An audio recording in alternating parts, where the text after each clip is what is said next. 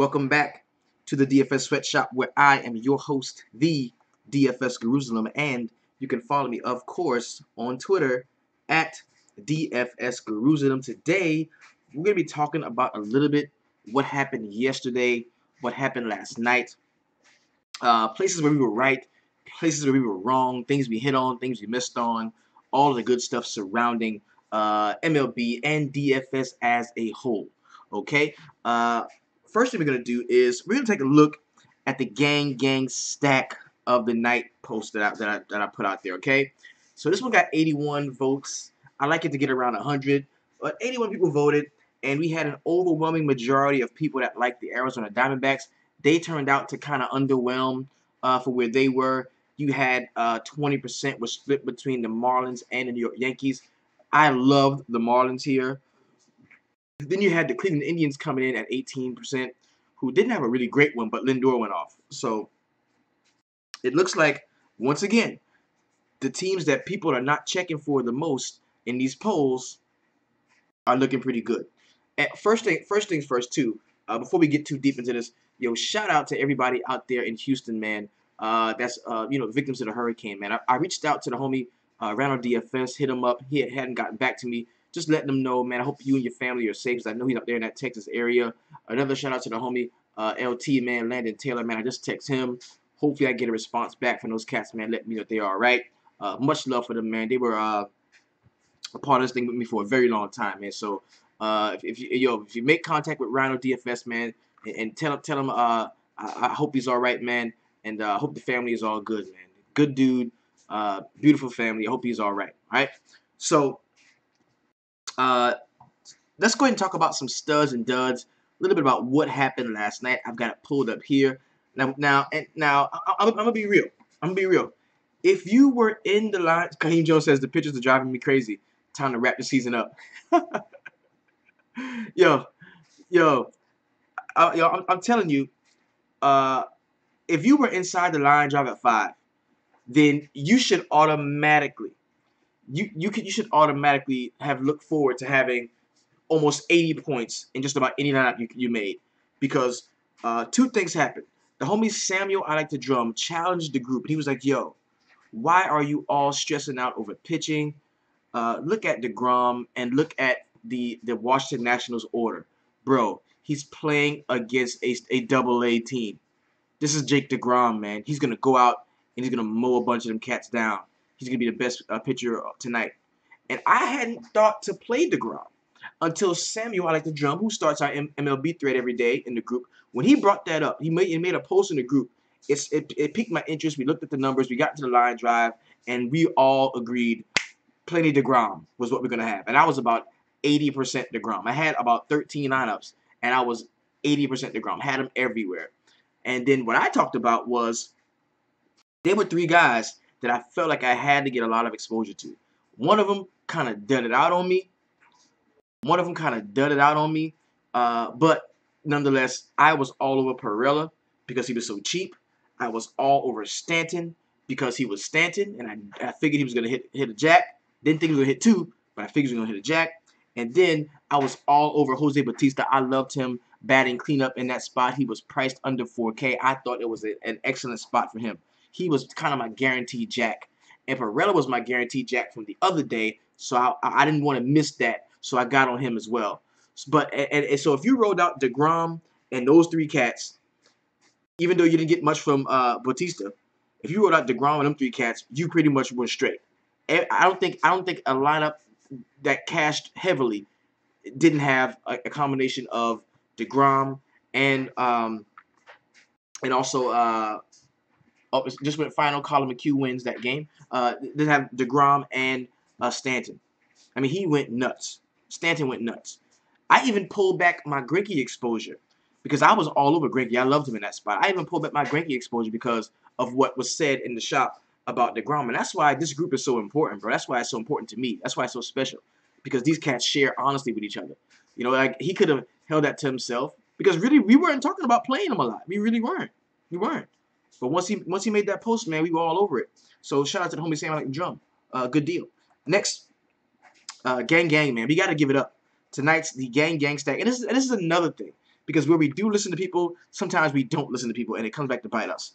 The only person, well, I'm sure there was a couple of them, but I don't spend as much time in the shop as I want to, because I'm in the barbershop. I do have a day job, so I may have missed when someone talked about it. But the only person that really talked about this team a lot in terms of stacking was Brandon Flood.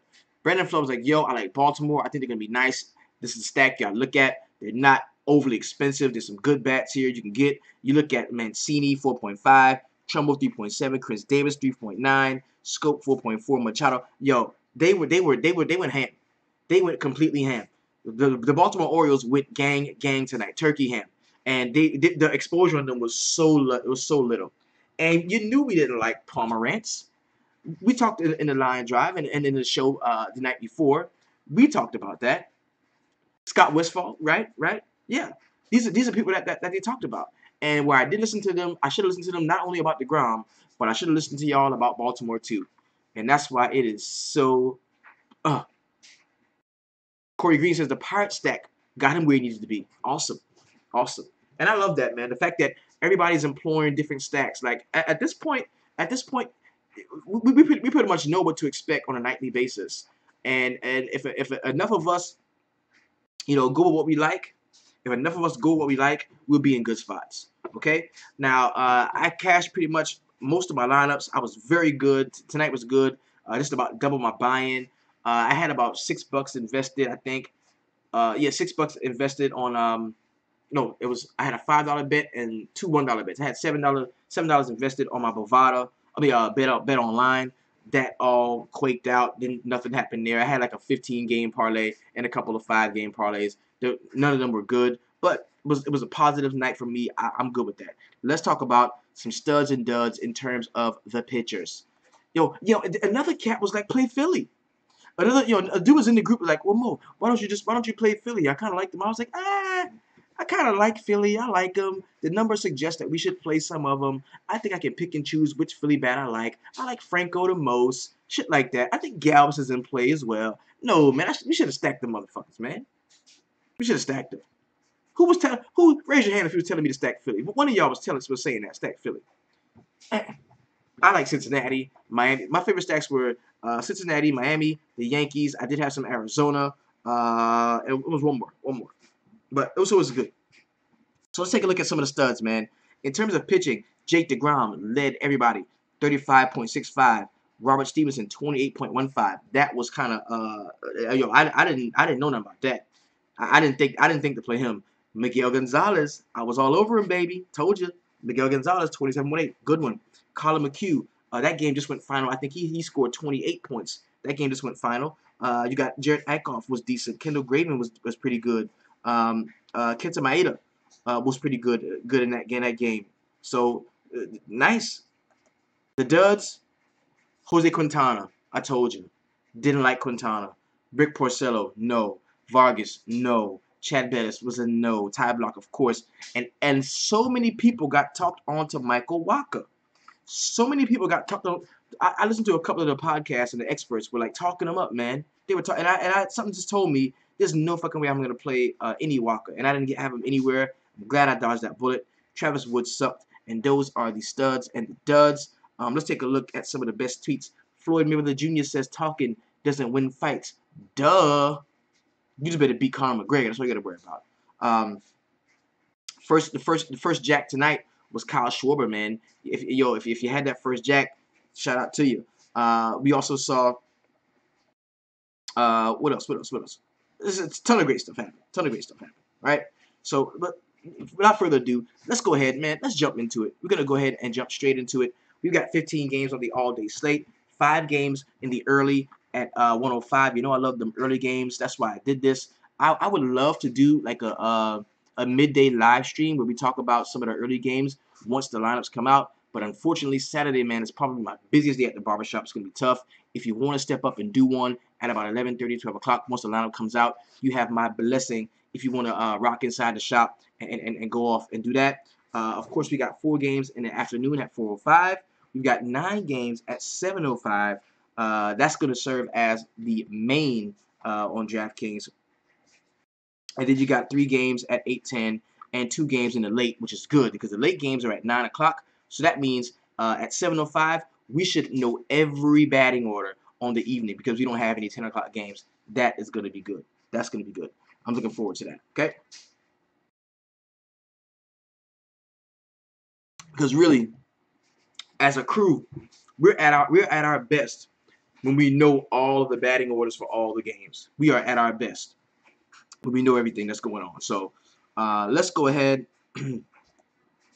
pop that puppy open, and I'm gonna use DK as a reference. But of course, I'm gonna be working from RotoQL, my favorite place for stats, the game features, optimization stuff. My favorite spot, man. Love it. If you don't have it and you want to use it, get into it. There's going to be a link in the description. There's a link in the description to every video that I post about RotoQL. Jump into it, man. Really solid shit. I haven't tried it yet for NFL, but I will be trying it this season for NFL. I'll let you know exactly how it works out first couple of weeks. And then if you want to try it, you can jump right in, okay? First game we got is going to be the Seattle Mariners and my New York Yankees. We got Sonny Gray, 9.6, Giovanni Gallardo at 6.1. Let's take a look at the Seattle Mariners and see what they do on the road versus right-handed pitching. I don't think they've been stellar so far. This is over the last 30 days, man. 14.9% K rate, 158 ISO with a 324 WOBA. I would be a little bit afraid of some of the lefties here, but Sonny Gray is fairly decent, and he hasn't had that I'm a Yankee game yet. It's the perfect spot for him. Yankee Stadium is the perfect spot for him. The one problem is, if Robinson Cano is coming back to Yankee Stadium, I am almost guaranteeing him hitting the jack there. Almost guaranteeing him hitting the jack there. And that's going to kind of fire up the squad. So if Cano is not playing, I like Sonny Gray all the more. I'm going to highlight him here, and we can get into it a little bit more tomorrow. Or later on today, excuse me. But Sonny Gray is a guy that I think I'm going to have some exposure to. You look at Giovanni Gallardo, 6.1. He is bad. I'm going to play some Yankees most certainly. You see the big underdog here is going to be the Seattle Mariners, 179 on the money line, negative 200.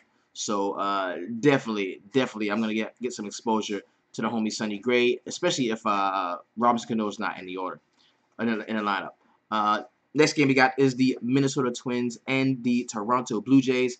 I want to go over and make sure that these yo, how about the Twins, bro?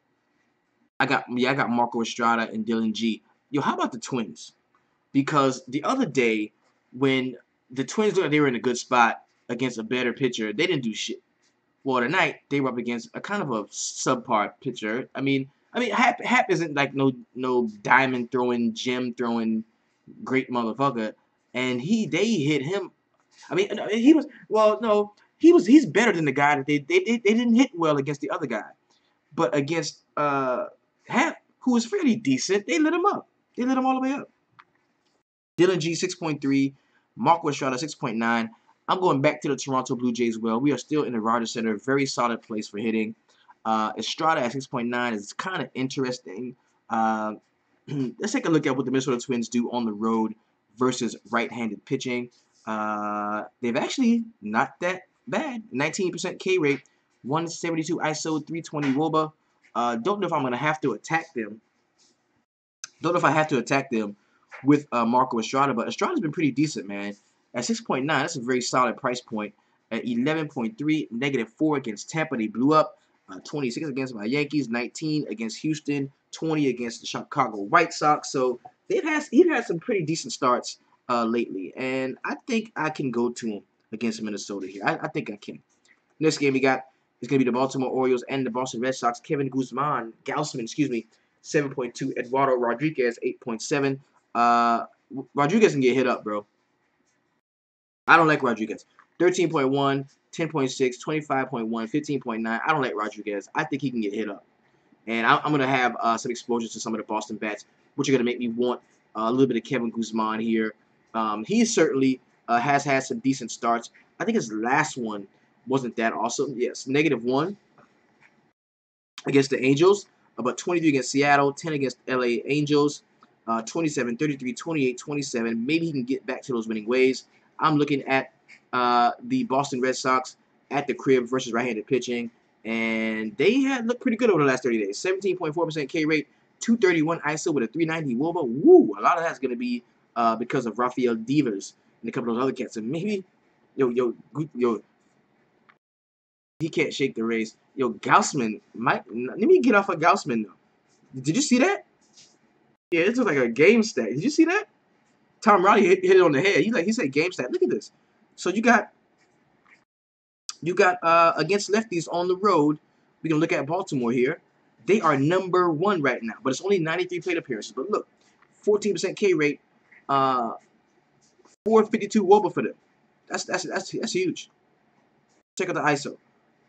213 ISO, 452 WOBA with a 14% K rate. Baltimore is going to be in play on the road versus that lefty, most certainly. Then you've got, oh yeah, this is a game stack, 9.5 run total. Yeah, yeah, yeah, yeah. We can stack that game. Next game we got the Texas Rangers and the Oakland A's. You got Cole Hamels priced up to 12.1. You got Sean Manaea at 5.9. I want to have a look at the Texas Rangers and see what they do on the road versus left-handed pitching. They're blowing it up to in the last 106 plate appearances, right? 26.4% K rate, 211 ISO with a 367 WOBA. That is nice. That is nice. That is nice. And I don't love Manaea here. But they do have a very high K rate. So you're going to get that from the Rangers. And remember, some of this stuff with the Rangers was when they had Gallo in the lineup. So you could look at it a little bit differently. The one guy that I would be afraid of I would be afraid of Beltran Andrus against Manaea at lefty. But Cole Hamels, on the other end, you look at what the Oakland A's do at the crib versus left-handed pitching. That should help you out some. And they're up there too, 228 ISO with a 359 WOBA, only a 22.1% K rate. So I think Hamels or Manaea is going to be in play for me. Or Manaea are going to be in play for me because one of these, they're both not going to go ham. Like one of these batting orders are going to suck. And I'm gonna have like exposure on both sides. I'm gonna hedge that on both sides. The last game in the early games, and remember, yo, these first two games are at 105. All these 4 or 5 games, we're not gonna have these orders, bro. We're not. By the time lineups lock at 105, we're not gonna have the 4 o'clock games. So keep that in mind. Robert Gesselman 5.8. Gio Gonzalez, fuck yeah, check please. Give me all the Gio Gonzalez I can stand. Definitely, it's gonna be tough to play Gio and a Baltimore stack. It's gonna be tough to play Gio and a Boston stack. So you're gonna have to get Gio and one of the other guys at a cheaper price point. And the guy I would suggest would be Estrada. I would suggest Estrada against Minnesota because it's gonna be hard to fit those guys in. I want nothing to do with Gesselman. So the pitchers that I like in the early is only a few, only a few. Gio Gonzalez, Cole Hamels, Sonny Gray, Sean Manaea is gonna be in play, as well as Marco Estrada. Those are the guys that I think we can get exposure to. Yep, those are the guys we can get exposure to. Now let's go ahead and jump into the 9-game main slate. Only 5 games in the early. It's the early. This is the main. Starts at 7 o'clock, man. And the good thing about this one is we're gonna have all of the lineups. All 9 games, we're gonna have the full lineups. Once we jump into the line drive at 5 o'clock, we're gonna know who's playing. So that's dope. First game we got is the Chicago Cubs. Still at Citizens Bank, man. Taking on the Philadelphia Phillies. We look at what the Phillies do at home versus righties, and it's pretty good, bro. 25.3% K rate. That is high. But the 227 ISO and a 353 WOBA, boy, look at here. That's something to use. There's no way I'm playing Kyle Hendricks. I like some Philadelphia bats. You look on the other side, Chicago Cubs, what they do on the road versus righties, they're going to be pretty good as well. A 21.4% K rate, 180 ISO with a 338 WOBA. That would classify this game as a stackable game. I like that. Then we're going to go to SunTrust, where the Colorado Rockies are going to take on the Atlanta Braves. 0% chance of rain here, 84 degrees, 7 mile per hour of winds coming back toward the infield. The dew point is at 63. You got Kyle Freeland, 7.3. Sean Newcomb, 7.1. Let's take a look at what the Colorado Rockies do on the road versus left-handed pitching. Man, not great. 28.3% K rate, bro. 128 ISO with a 245 WOBA. Good God, man. That's going to put Newcomb in play for me. On the other side, you got Kyle Freeland at 7.3. Atlanta at home against lefties. I don't think that they've been super horrible, have they? Okay. 12.9% K rate, a 125 ISO, and a 361 WOBA. They haven't been bad. That's cool. I think you can play that. Yeah, I think you can play some Atlanta bats here. I'm gonna like them. I'm gonna like some Atlanta bats. Timothy Russell says don't stack Phillies, just play Hopkins. Yo, they get it in though. Galvis for the cheap 3.2. Kyle Hendricks sucks. He's at 9.7K. He's not very good. 14, 20, 13, 15, 11, 12. He can get hit up. I like a Philly stack tomorrow. Give me a Philly cheese stack tomorrow. Give me a Philly cheese stack. Next game we got is the Detroit Tigers and the Chicago White Sox. Buck Farmer at 6.4. Carlos Rodon 8.9. We look at the Detroit Tigers on the road versus lefties, bro. I think that they've been pretty good. I think they have been. 14.5% K rate, 182 ISO with a 332 WOBA. But when we look at Carlos Rodon, man, he's also been pretty good as well. 28.05 in his last start against Minnesota. 15, 16, 31, 26, 17. Over his last 6 starts, man, he has been fairly consistent. And I'm gonna jump out on a limb right now, and I am going to call him. I'm going to call Carlos Rodon the pivot play of the day. Rodon is the pivot pitcher of the day. If you do not play, Jay Guns is on point with me right now. Jay Guns says, and I quote, Rodon has been dealing. I don't care how good Detroit has been. I'm using Rodon. That is what Jay Guns is saying. I echo those sentiments, and I'm going to go a step further. If you feel so strongly that at 8.9 you don't want to play Rodon, that's telling me you are looking for some heavy action from the Detroit Tigers bats. If you're not playing, if any lineup that you don't have Rodon in, you're telling me that you want exposure to the Detroit Tiger bats. He's just that cheap at 8.9. He's just that good. The K percentage is, the K upside is just that high. The dude can go out and throw 8 Ks very quick. Wouldn't be a problem, right? You're also gonna have maybe gonna have some run support here if you get Delmonico Garcia, a couple of those guys back. I think Yohan Moncada's on the 10-day DL. Buck Farmer, not a very good pitcher at all. I think you could get some support here. Let's take a look at what the Chicago White Sox do at the crib versus right-handed pitching. That's going to give us a better look on if we can count on a win as well. Okay, so they 15th in the league in ISO 186 over the last 30 days. 300 WOBA, decent. The 26.4% K rate is just... The 26.4% K rate is a lot to swallow, but still, you look at Rodon, man. He's picture perfect in this spot, man. You got Buck Farmer at 6.4. I'm gonna look at this. No, this dude sucks. -8 against Tampa, -4 against Arizona, 26 against the Angels, and this guy's been on DL for quite some time. This is the first start back. I can't do it.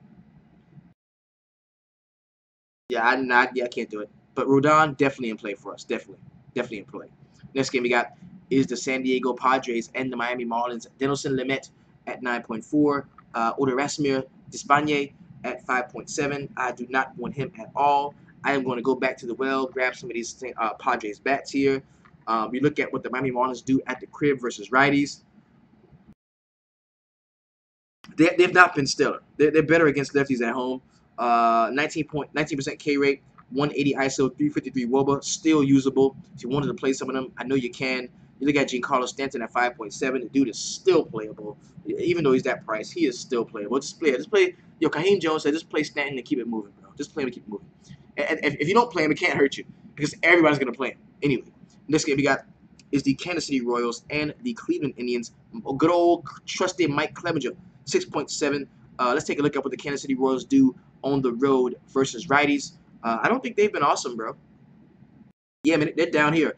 18.9% K rate, a 146 ISO. The 348 WOBA is something to be concerned about. That tells you that they can get on base. Clevenger is very cheap at 6.7, has amazing K upside, throwing that curveball, and you've got 10-mile-per-hour wind coming back toward the infield. I think I'm going to get behind Clevenger in the spot. Let's take a look at what he's done over his last couple of starts. Kind of gauge that. 4.3 against Boston, that's to be expected. 34 against Tampa, -5 against that other game, the other game against Boston. 3.15, 24 against San Fran, 22, 25, 27. Yes, I can get behind him. I kind of like Clevenger. I like Clevenger. Jason Hamill. We look at what the Cleveland Indians do at home versus right-handed pitching. They've been yeah, they've been going down lately. Like not the numbers aren't there like they were, bro. 21% K rate, a 156 ISO, 304 WOBA. The one guy that you know is gonna be hitting is gonna be Francisco Lindor. That dude has been crushing lately. I think he's hit a home run in his last 2 or 3 starts. Very good. So if you wanted to attack Mike Clevenger, of course, some of the lefty power is gonna be there. We gotta make sure we see cats like Moustakas are gonna be in the rotation. But I do like Clevenger here. I do. Next game we got is the Tampa Bay Rays and the St. Louis Cardinals. Mike Leake, 6K. You got Blake Snell, 7.7. We look at the Tampa Bay Rays and what they do on the road versus righties. They're not horrible. 23.1% K rate, 177 ISO with a 309 WOBA. But I do think that Mike Leake is going to be in play for me. Let's take a look at 6K, his last few games. -4, -10. Nobody's going to want to play him. 6, 8.7, 8.4, 29.35. But people that had their best game of the season against the Tampa Bay Rays. And I'm gonna take a flyer out on this dude, man. I think he can be in line for the win with the St. Louis Cardinals against Blake Snell. I think the game is gonna be relatively low scoring. I'm gonna have a piece of Mike Leake. I am.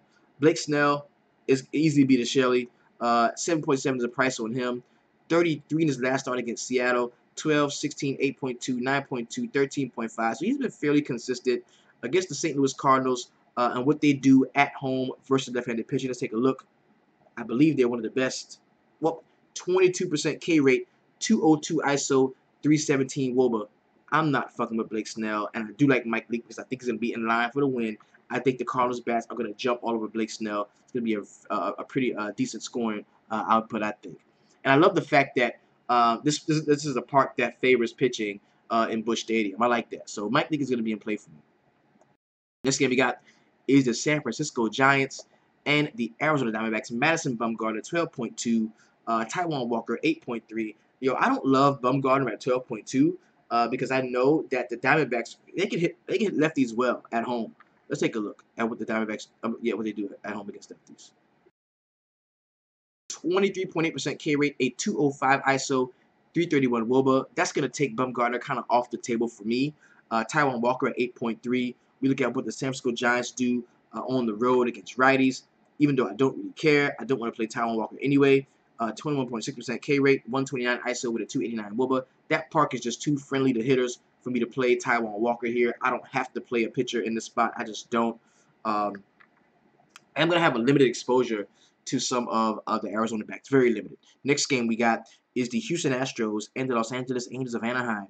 We got Tyler Skaggs, 6.2, Brad Peacock at 10.9. I really wish Peacock was cheaper than this because I kind of like him. And I am going to highlight him. I want nothing to do with Skaggs. I like Peacock. We can move on. Next game we got is the Milwaukee Brewers and the Los Angeles Dodgers. Zach Davies, 7.5. Ross Stripling, 5.4. You look at what the Dodgers do at home versus right-handed pitching, and you would think that they would be crushing, bro, but they're really not, man. 15.3% K rate is good. The 191 ISO with a 346 WOBA. That's gonna take Davies off of the table for me and add to my plate some of the lefty power from the Los Angeles Dodgers. Stripling, not a guy that I really want to play at all, and I think I can take advantage of him with some lefty power from from the Milwaukee Brewers side. I'm gonna look at what the Brewers do on the road versus right-handed pitching. And I think it's been pretty good. Yeah, they've been pretty decent. I'm talking 25.4% K rate, 173 ISO, 296 WOBA. He's not a guy that can, capitalize on them not being very good in K rate. Like Stripling is not going to take advantage of that at 5.4. I don't think so. So pretty good slate, man. It's been a while. We haven't seen Darvish in a while, man. We haven't seen Darvish in a while, but it's a pretty decent slate, man. Let's go back over to pitching, so we can get a beat on who we like right now. I don't like Bumgarner. I have very limited interest in Brad Peacock. Love Carlos Rodon. Sean Newcomb is lightly in play for me. I would rather play Clevenger. I like him a lot. Mike Leake is a guy who people are not going to want to play who I like. Those are my guys. Leake, Clevenger, Newcomb, Rodon, and Peacock. And if I had to pair two together right now, I would go cheap. I would go Clevenger, Rodon, and load up on the bets. Clevenger, Rodon, and load up on the bets. That's what I would do. So, this has been, of course, your DFS Jerusalem. You can follow me, of course, on Twitter at DFS Jerusalem, letting you know if you're on FanDuel, I want you to keep it 250. If you're on DraftKings, keep it 200. You're rocking with me, the very best. You're rocking in the sweatshop with us. So if you want to be a part of the show, if you want to be a part of the movement, if you want to be a part of the Lion Drive at 5, it's very simple. All you got to do is go to the website, www.dfssweatshop.com. That's all you got to do. Peace. Keep it 300. We out.